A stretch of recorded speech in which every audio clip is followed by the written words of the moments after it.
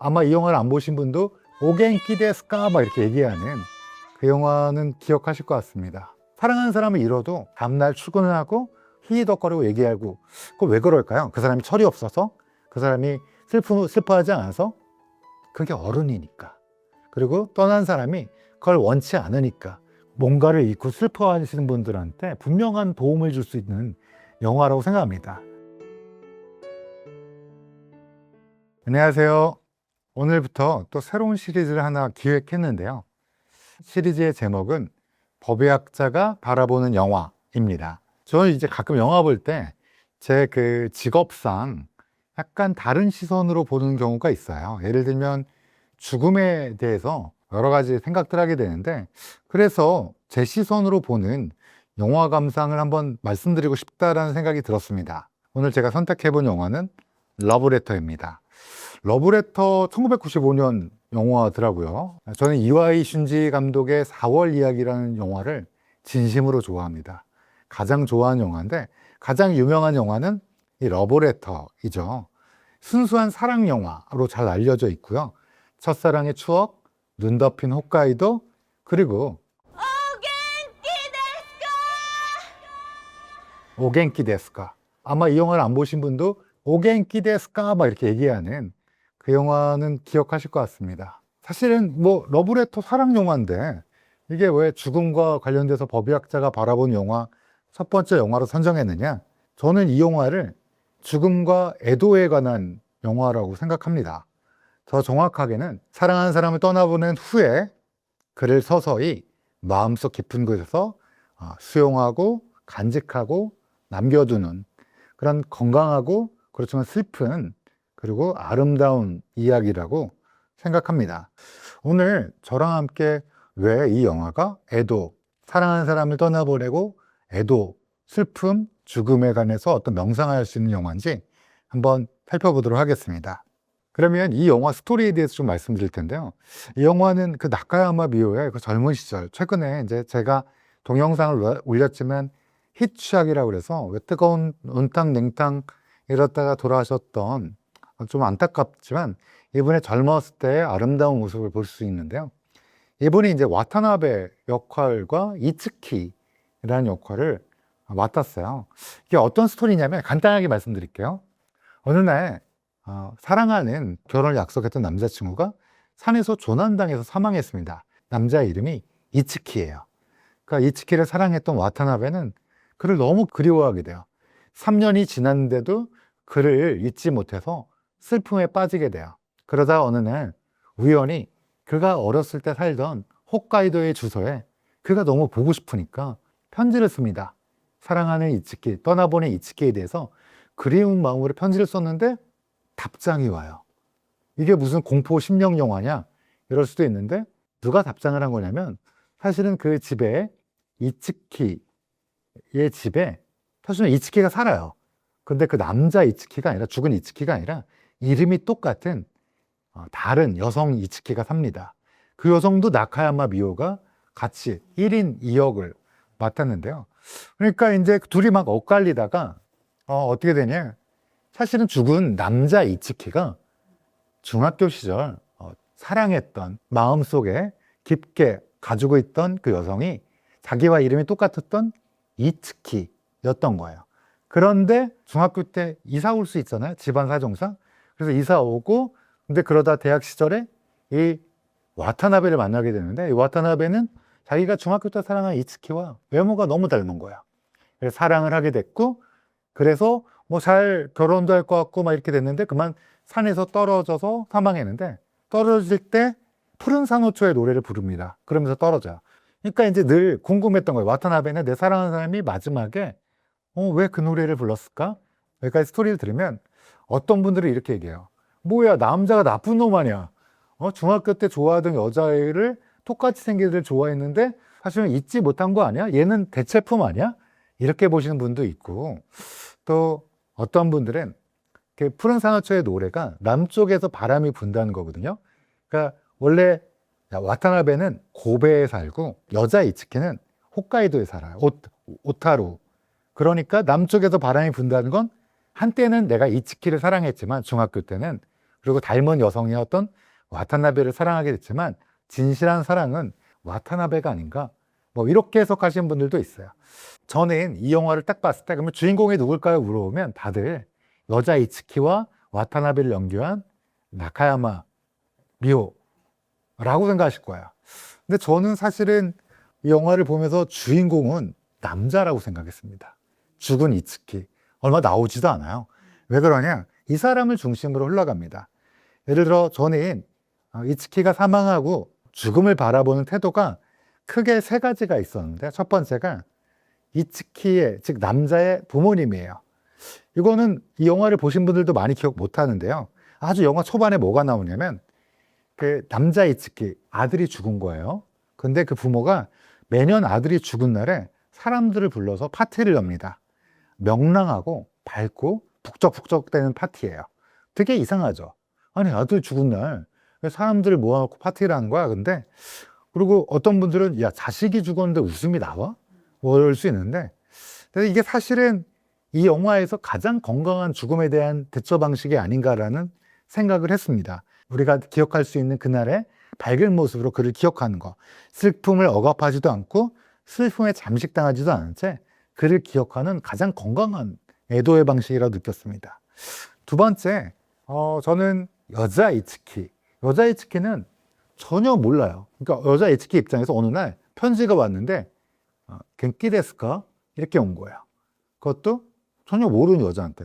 그래서 이게 뭔가 하고 그냥 와타시와 겐키 데스 이렇게 보낸 거예요. 근데 이제 와타나베가 그 편지를 받았으니까 이상하니까 와서 이츠키와 서로 확인을 하게 된 거야.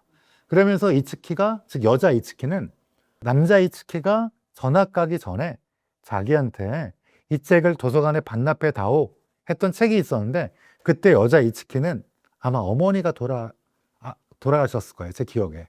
그러니 정신이 없어갖고 사실 이 책을 제대로 보지도 못했는데, 사실 그 책에는 이 남자의 마음이 담겨져 있었던 그 무엇이 있었습니다.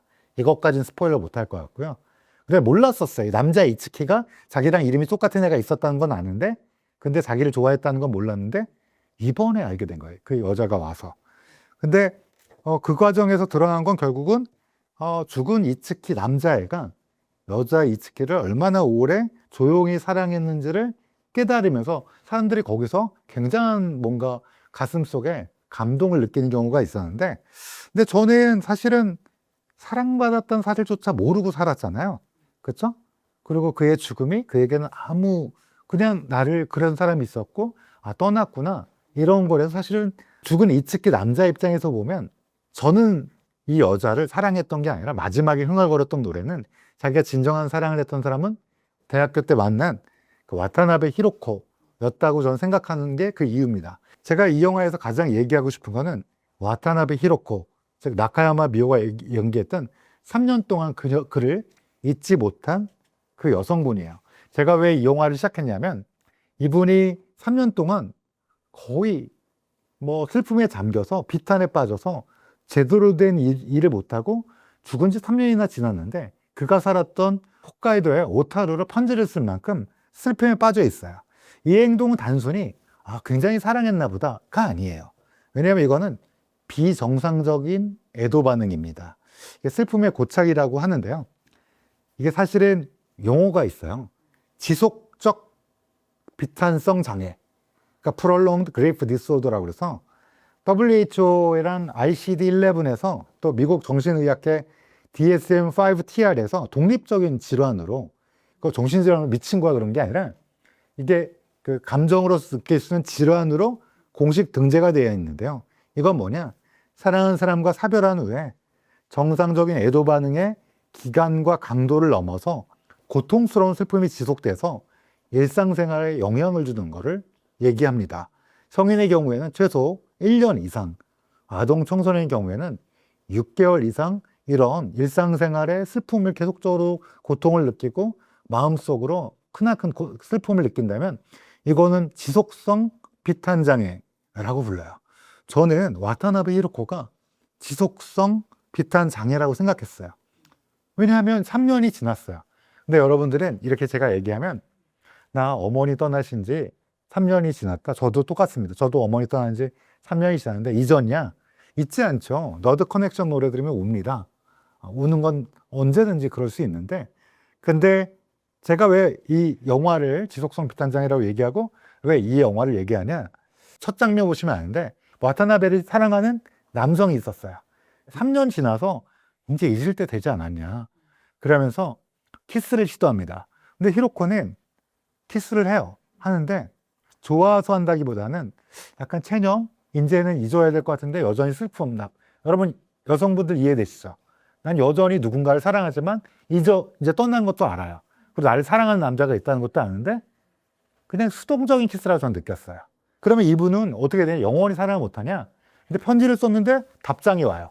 그러니까 이 사람은 진짜 이츠키가 보낸 거구나 하고 가서 중학교 때 사랑했던 여자 이츠키가 있고 내가 알고 있던 그 이츠키의 주소는 사실은 여자 이츠키의 주소였구나 라는 걸 알면서 그 다음 나온 장면이 중간에 산에서 뭐라고 그러죠? 오겐키 데스까 하고 그러죠. 많은 분들이 여기서 막 울었는데 죽음을 정면으로 바라보는 거예요.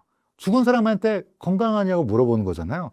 이때까지만 하더라도 사실은 뭐 그냥 좀 이상한 거 아니야? 이렇게 생각할 수도 있는데 사실 자기 남자친구, 사랑하는 사람을 삼킨 사내한테 오겐키 데스까 하고 물어보는 거야. 이건 저는 이분이 지속성 비탄성 장애에서 이제는 죽음의 실체, 남자의 죽음을 실제로 일어났고 그를 이제 떠나보내야 된다는 마음을 품고 죽음의 실체를 마주했다고 생각하고요. 그 다음에 아타시야 겐키 데스. 저는 괜찮습니다. 건강합니다.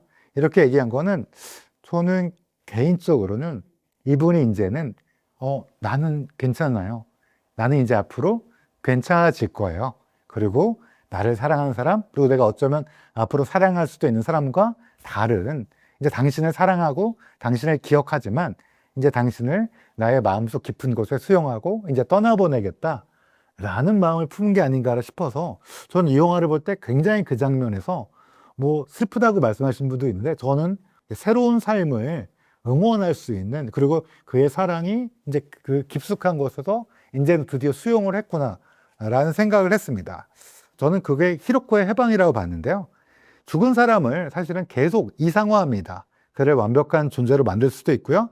생전에 많이 싸웠어요. 그렇지만 그가 좋았던 사람이고 미성숙한 면도 분명히 있었지만 그 사람은 굉장히 괜찮은 사람이었고 이런 복잡한 감정을 지워버리고 아마도 와타나베는 그 사람을 사랑의 대상으로 고정시켜버린 거야. 영원히 불멸의 사랑으로 고정시켜버린 거야. 근데 이게 나의 마음을 그대로 고정시키는 거랑 똑같아요. 쉽게 말씀드리면 집착인 거예요. 우리가 사랑하는 사람을 잃어도 다음날 출근을 하고 또 커피 한 잔 마시면서 히히덕거리고 얘기하고, 그거 왜 그럴까요? 그 사람이 철이 없어서? 그 사람이 슬퍼하지 않아서? 그게 어른이니까. 그리고 떠난 사람이 그걸 원치 않으니까. 그건 우리가 아니까 그렇게 하는 거잖아요. 근데 그게 1년 이상 지속되고 3년이나 지속된 와타나베 히로코는 아마도 그 실제 직접 자기 남자친구를 삼킨 산에서 오겐키 데스까 아타시야 겐키 데스를 외치면서 아마 그런 마음을 훌을 벗어버린 게 아닌가. 즉 애도에 있어서 그런 것들을 진심으로 받아들인 거 아닌가 라는 생각을 했습니다. 사실 상실, 애도라는 거는 어떻게 해야 되냐, 상실을 사실로 받아들이는 거예요. 왜냐하면 그는 돌아올 수 없어요. 그는 영원히 돌아올 수 없고 어쩌면 나중에 우리가 만날 수도 있겠죠.